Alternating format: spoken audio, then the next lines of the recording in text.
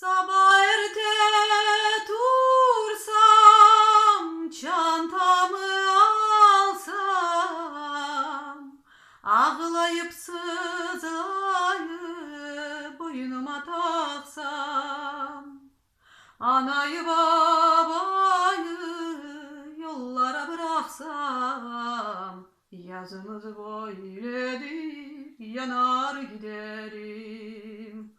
Anayı babayı yollara bıraksam, yazımız böyledir, yanar giderim. Gökteki yıldızlar sayan olur mu? Bu bizim derdimizi dayan olur mu?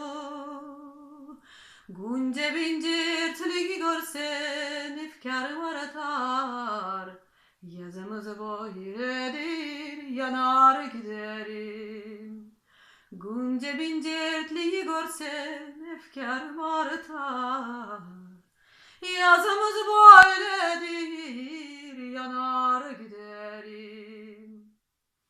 Getir annem, getir koluna beyim, emdiğim sütümü el alatayım.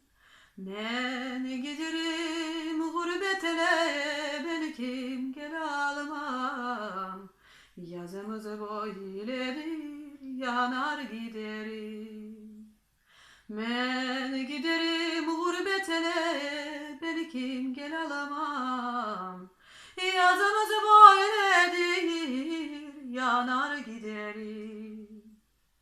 Sabah erte dursam, çantamı alsam, ağlayıp sızlayıp boynuma taksam, anayı babayı yollara bıraksam, yazımız böyledir, yanar giderim.